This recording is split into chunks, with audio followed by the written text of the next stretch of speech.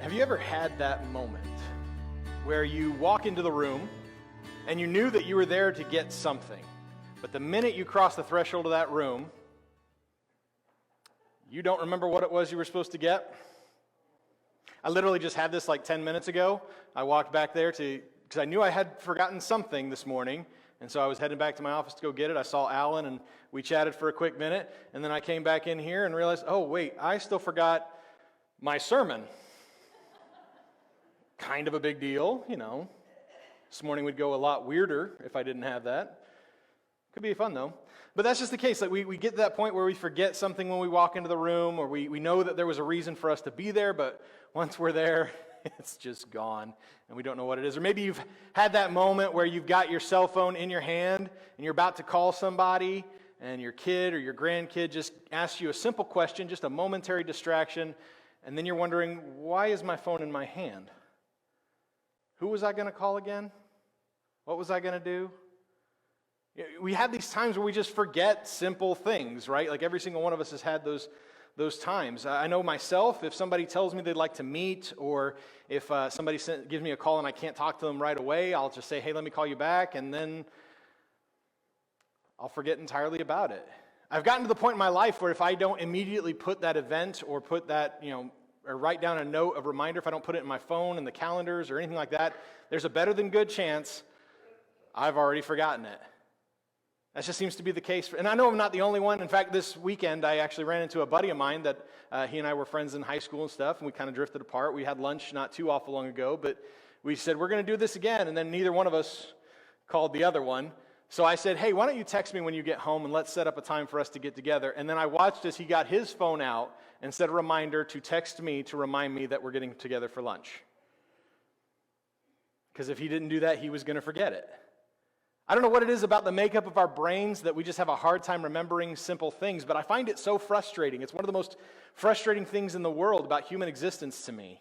I feel like I spend most of my time apologizing because I forgot to call somebody back, or I forgot some big important event, or confound it, I forgot what my third one was. We just have these times where we tend to be forgetful. But as forgetful as you and I can be about little things and even big things, I mean, let's be honest, sometimes you forget the kids at soccer practice and you were supposed to remember to do something. But sometimes we forget big things, small things, doesn't matter. We just tend to be forgetful. But as forgetful as we can be and as I can be, at least it isn't as bad, or at least I don't think it's as bad, as somebody found in the life of Joseph in our text today. Now, we're going to pick things up, before we dive in, we're going to pick things up where we left things off in Genesis chapter 39. So go ahead and turn to Genesis 39, but we are going to kind of try to go all the way through 39 and 40. So be ready to move around a lot. We're covering a lot of ground. If I'm totally honest with you, we were going to try to cover even more ground, but as I was writing this sermon, I realized this is going to be a really long one if I try to do this. So I broke it up for you. You're welcome. But we're going to be in Genesis 39. Now, it seems to me that everything that happened in Joseph's life that was somewhat negative, unlike some of us, like we talked about last week, how we have these negative things that happen in our lives. Sometimes they're our choice, sometimes they're not. For Joseph, it seemed like everything negative in his life was never his decision. It wasn't his decision to have his brothers throw him into a pit and ultimately sell him off into slavery because of their jealousy. It wasn't his decision to be taken away to Egypt, a land that he had never been. It wasn't his choice to be brought into Potiphar's house.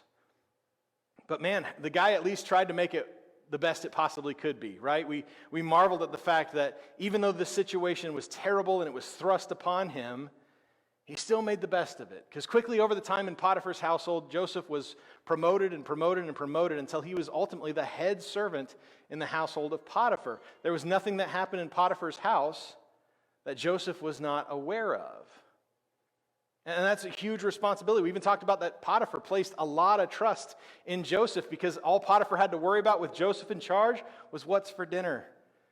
I've reflected on that all week because, man, that'd be so great if just somebody could handle all of my stuff and all I got to worry about is dinner. I hope it's steak. But that's just the case. Like that was Joseph's life at that point in time. He had a terrible situation, but he made the best of it. But unfortunately, Joseph had a similar curse to what I have, and that's just the curse of being far too good looking.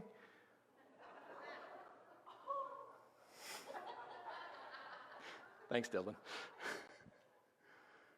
And unfortunately, because of his good looks, Joseph caught the attention of somebody he did not want to catch the attention of, and that was Potiphar's wife.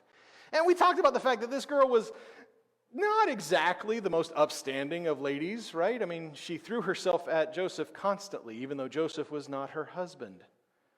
And yet somehow Joseph was able to kind of resist her over and over again. And when we left things off in the life of Joseph last week, we marveled at the fact that when Joseph was given the best temptation ever, like it was the most, nobody was in the household, it was just him and her, she threw herself at him one more time, and we talked about the fact that as the wife of one of the most powerful men in Egypt, she probably was pretty good looking. A temptation that most men, unfortunately, would fall into. Joseph resisted, and the way he resisted was so amazing. It's still, to this point, one of my all-time favorite moments in Scripture, because he doesn't just tell her no, he leaves, he runs away. He puts physical distance between himself and that temptation.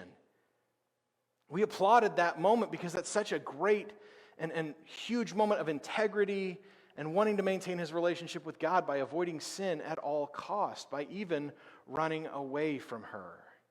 But there's a really important part of that story that we kind of glossed over. We mentioned it, but we didn't really talk much about it, but it's going to be really important for us to talk about it today. We found it in Genesis chapter 39, verse 12. It says that she grabbed him by his garments and said, "Sleep with me." Again, classy lady.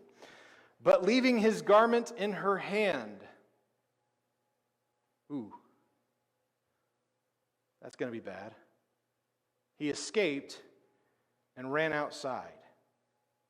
Again, running away from that temptation was very much the right thing for Joseph to do. To actually put physical distance between himself and temptation was the right thing to do. But he's about to really regret leaving his garment behind. As Potiphar's wife holds that garment in her hand, and again, she is a less than morally upstanding girl that ladies throughout history could look up to. I mean, the whole trying to seduce a man that's not her husband should have been a dead giveaway for that, but if it wasn't, then this is about to be. Because as she's holding Joseph's garment in her hand, she begins to come up with a plan. Like we said last week, because of who she is, and probably because of how she looks, she's not used to being told no. And now this upstart Hebrew has decided that he's going to tell her no. Well, she's going to make him pay. And so she kind of comes up with a scheme. And we see that scheme play out in verses 14 and 15. It shows us her true character. It says that she called her household servants. "Look," she said to them, "my husband brought a Hebrew man to make fools of us. He came to me so that he could sleep with me, and I screamed as loud as I could. When he heard me screaming for help, he left his garment beside me and ran outside." That's not what happened. Isn't it amazing that she was able to turn this whole thing to make herself look great? Not a very nice girl. When Potiphar eventually comes home from work, his wife comes to him and she tells him the same made-up fabrication that she had just told his servant. And Potiphar, for all of his faults, for sure, he responds in a way that I think most men would respond when their wife tells them this sort of story. He gets furious. And he's decided he's going to make Joseph pay. But Potiphar is, again, one of the most powerful men in Egypt, so he's not going to beat up Joseph like I might. Just stay away from Andy. He's not going to do any of that sort of stuff. He's not even going to hire goons to beat up Joseph. Instead, he's going to make Joseph pay in a way that Potiphar believes is going to be permanent. He has him thrown in jail. But it's not exactly a typical prison. It's not exactly, the type of prison that we might see. Verse 20 tells us that he had him thrown into a prison where the king's prisoners were confined. So Joseph was there in prison. It's not just a prison, it's a prison where Pharaoh gets rid of his enemies or his people who are trying to bring pain onto him. Now, to me, as somebody who's never been in prison, at least in this country, a prison's a prison, right? Like to me, it doesn't make sense what it was. But this prison actually had different layers and responsibilities for the people that were into it. If you were a prisoner in Pharaoh's prison, you had a role to do. They were going to make you work. You had different responsibilities and different things that you had to do. So Joseph finds himself in prison. And this was not his call. The thing that he's been in prison for is a downright lie. He's an innocent man. And it feels like everything around him is crashing down again. And if it were me in this particular moment, knowing that my family has a history that is intertwined with the story of the God of the universe, and yet in very recent times, I've been betrayed by my family members, I've been thrown into slavery, I've been sold off by people who were my family members, I'm never going to see my family again, and now I'm in prison for something that I did everything I could not to do, literally running away from it. At a certain point, you have to wonder, where's God in all of this? I think it's natural for us when we face those hard moments in life, when we face those times where it feels like the world is crashing down around us. It's an easy question for us to ask, where is God in the midst of all of this? How could God allow this to happen? All of us have faced those times in our lives where something terrible has happened, and we ask that question. And so it's natural for us to think that Joseph, as he's sitting in this prison, an innocent man, accused of something he definitely did not do, he's got to be wondering that. But again, this is Joseph here. And he's not going to let a little thing like being thrown in prison for not committing a crime get him down. Once again, he's going to try to make the best of a bad situation. Life has once more thrown lemon at him, and now he's going to make lemonade. Threw lemonades at him? What do you make if you already made the lemonade? Strawberry lemonade, that's what you make. There you go. He's going to make the situation even better. He's going to try to do his best to redeem this. In Genesis 39, verses 21 through 23, it gives us a really brief glimpse into the life of Joseph as a prisoner. It says, "But the Lord was with Joseph." Isn't that good to know? Isn't that comforting to know that even in the midst of this time when he's probably asking, where is God? God is still with him. It's probably a whole other sermon right there. But the Lord was with Joseph and extended kindness to him with the prison warden. The warden put all the prisoners who were in the prison under Joseph's authority. He was responsible for everything that was done there. The warden did not bother, this is great, the warden did not bother with anything under Joseph's authority because the Lord was with him and the Lord made everything he did successful. Man, can you believe this guy? Once more, he's in a terrible situation. Once more, he's going to make the best out of it. And once more, it results in somebody not having to stress because Joseph's got this. I could use a Joseph. I'm betting you probably could too.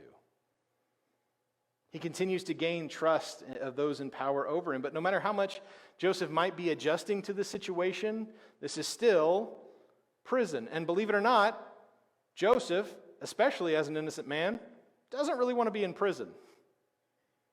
But he's about to meet a couple of guys in this prison who also probably don't belong there. I mean, there are probably some people in this prison who definitely deserve to be there. There's probably some murderers, some thieves, some other terrible people.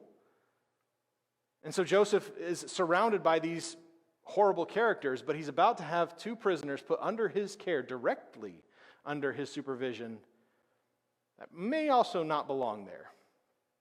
We see it take place in chapter 40, no, we don't.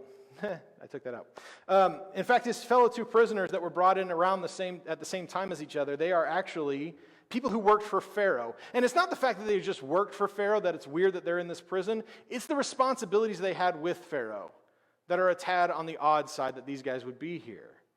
They're his cupbearer and his chief baker. Now, you may be sitting there going, okay, so what? Understand something, that a cupbearer and a chief baker, they're responsible for everything in Pharaoh's life. The cupbearer, his whole responsibility is to make sure that not only does he pour Pharaoh's drinks for him, but when Pharaoh is not drinking, it's his responsibility to watch that cup. Can you picture that? Like your whole job is watch this cup. Is it going to dance for me?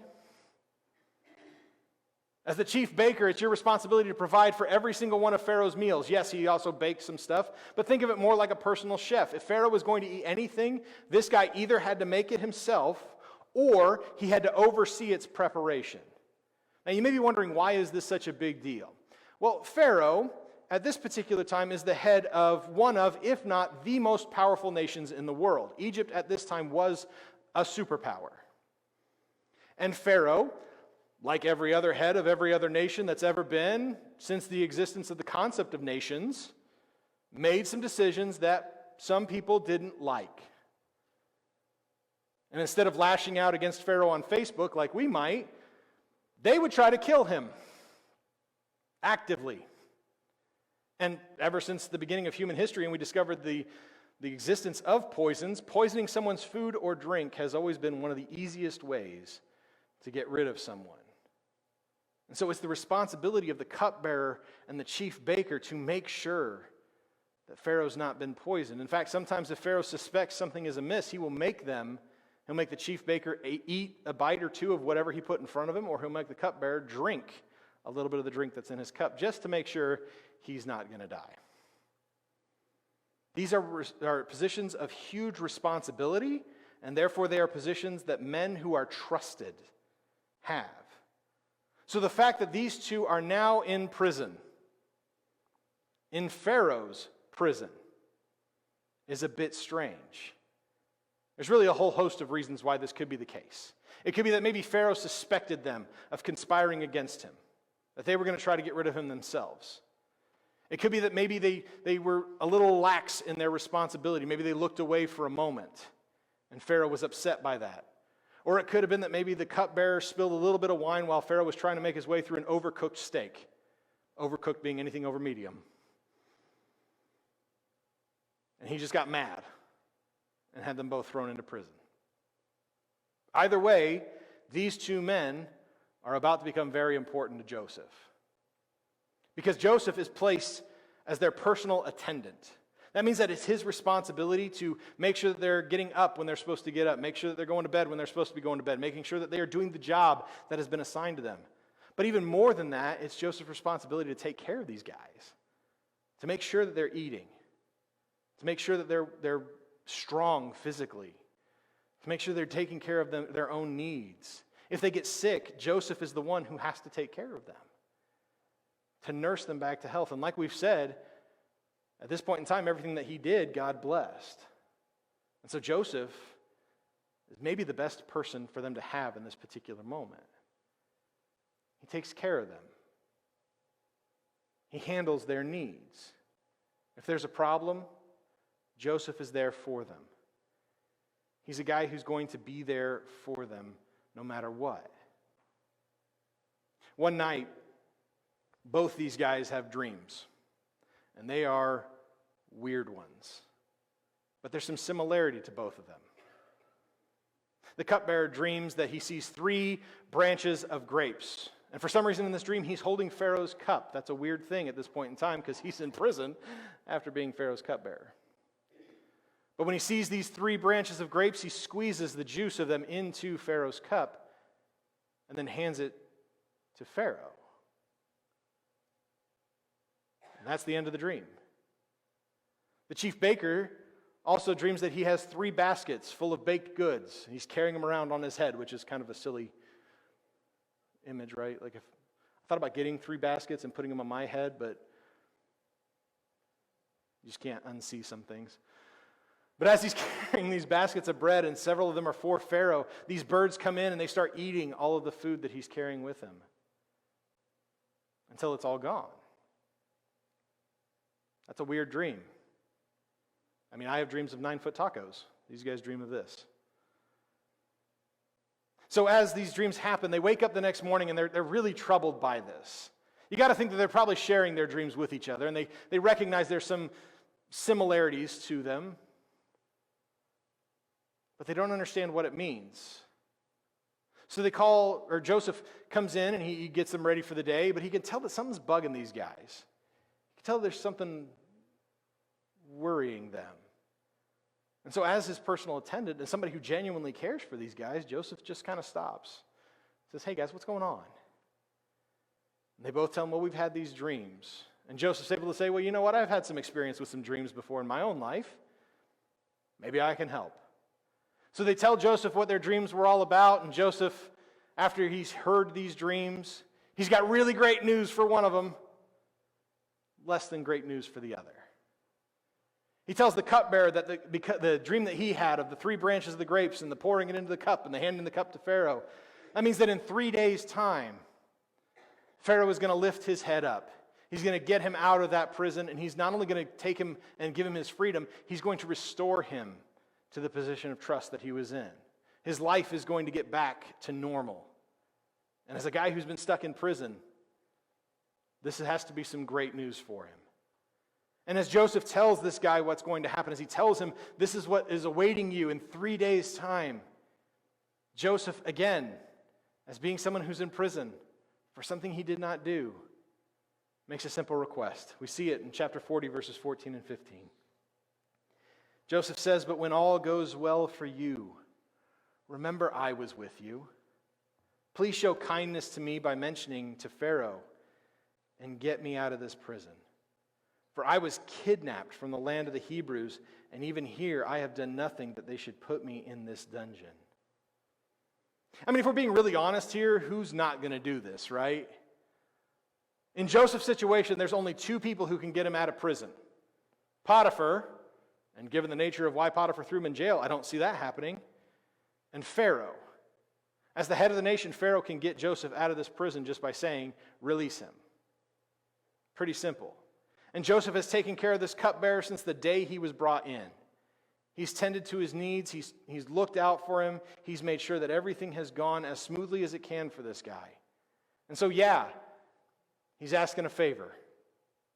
Could you give me a little presidential pardon for your old buddy? The chief baker, though, he's probably hearing all of this going on, and he's a little hopeful now. Like, you know what? This guy's dream was pretty great. That means good news for him. Maybe mine's good news, too. And Joseph, unfortunately, has some bad news for him. But the way that Joseph phrases this, this is completely aside here. The way that Joseph phrases that his dream is bad news almost seems a little mean to me. Because like when he starts it off, he starts it off making it sound like it's really hopeful, right? It says this, just see if you can see what I see. In verse 19, he says, "In just 3 days, Pharaoh will lift up your head from off of you and hang you on a tree. Then the birds will eat the flesh from your body." Now, I looked at this in different translations because I wanted to see, do they all say this fairly similar? And all of them say roughly the same thing. Pharaoh is going to lift up your head from off of you. Right?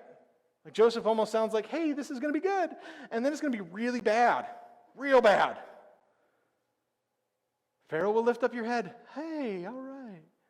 From off of you. What? This is the kind of thing that's not exactly expected. It's not great news for the chief baker in this particular instance. Now, it's worth knowing that 3 days later, these things that Joseph said that are going to happen in the lives of these men, they actually do happen. But that is because 3 days after this event is actually Pharaoh's birthday. And so as part of his celebration for his birthday, he wants to make sure that his servants get a chance to join in on the celebration. He has a huge feast for every servant in the household of Pharaoh. They get to party down together. And then kind of as party favors, I guess, I'm not really sure, he actually releases the cupbearer and the chief baker and brings them into his home.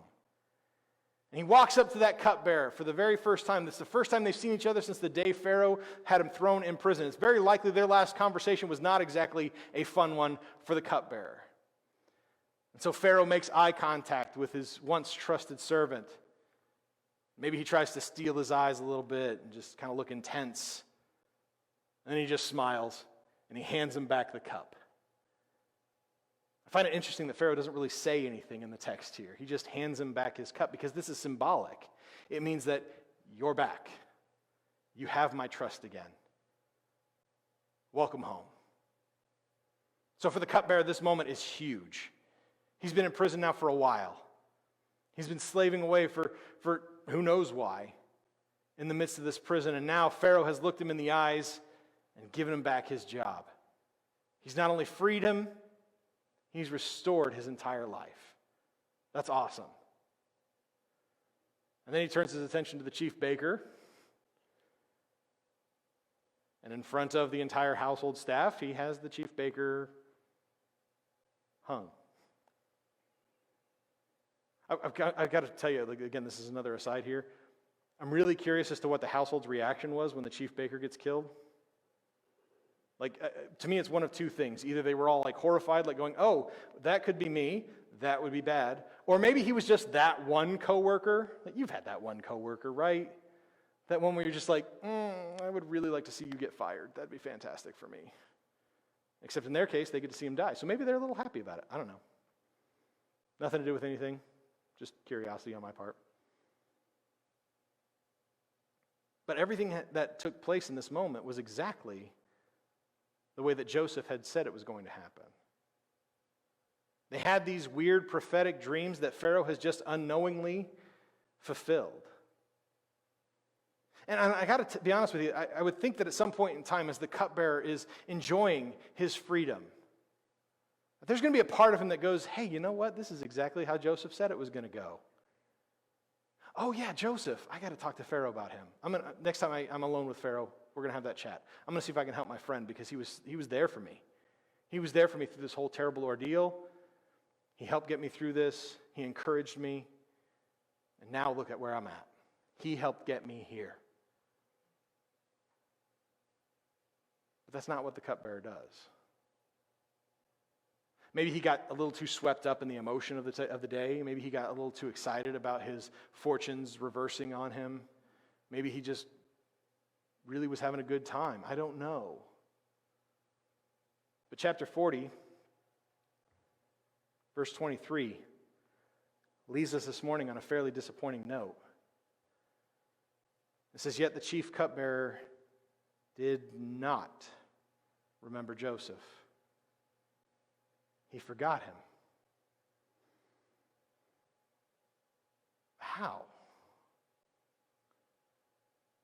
How could he possibly forget Joseph? Joseph had been there for him every day in prison.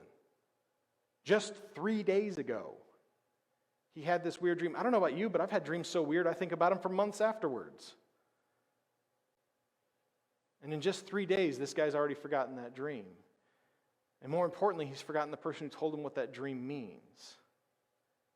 He's completely oblivious to what's really gone on around him. He has forgotten something incredibly important, a friend who helped get him back to where he is.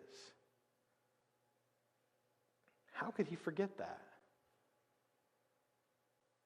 But if we're honest, isn't that something that we all do?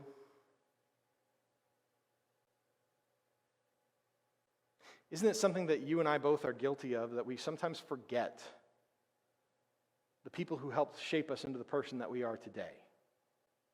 See, I'm guessing you're not here on your own. I'm guessing that you're here because somebody along the way cared enough about you to share their faith with you, to tell you about God, to tell you about Jesus, to bring you into church. You're here because somebody helped you along, or at the very least, you're at this position in your life because somebody along the way, God had placed them so perfectly at just the right time in your life, they helped make you into the person that you are now. All of us throughout our lives, we have whole hosts of people who are responsible for helping shape us into the people that we are. Friends, family, parents, grandparents, pastors, youth workers, co-workers, bosses, you name it. There are people along the way that have helped us, that have been there for us when times are tough, that have helped get us the opportunities that we've had to grow in our lives and the way that we've become. Well, let me ask you, when's the last time you thanked them? When's the last time you took a moment to just say thank you? To thank them for the role that they played in your life, to thank them that they were there and that when God told them to go do this, they answered that call. I don't know about you, but I've had dozens and dozens of people in my life who have been there for me at just the right moment, when I needed it most. But if I'm being real honest with you, I've not been real quick to say thank you to them, to express my gratitude. See, the chief cupbearer is here in this moment because Joseph and encouraged him along the way. It would have been very easy for him to get completely down in the dumps. I mean, his situation was terrible. He's in prison. He's there for who knows what reason. But because Joseph happened to be the guy who was assigned as his personal attendant, Joseph was there for him. He took care of him when life was at its absolute darkest for this guy. In the worst moment of this cupbearer's life, Joseph was there for him. And now that his life has changed and his fortunes have reversed, he's completely forgotten the guy who helped get him there. I'm probably guilty of that myself. I'm guilty of forgetting the people who helped make me into the man that I am today. To just stop and say, thank you. I'm betting I'm not the only one in here who that's the case for.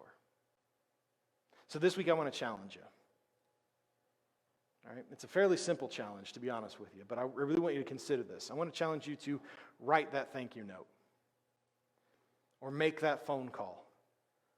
Or maybe even just send that text message to that person in your life who helped shape you into who you are, who was there for you when you needed somebody most. Yeah, you may feel like, you know what, it's probably too late. But is it ever really too late to express your gratitude? I don't think so. Even if the person in your life that's come into your mind right now, that person who was there for you, even if they've gone on to their reward, still write it. Still write that thank you note.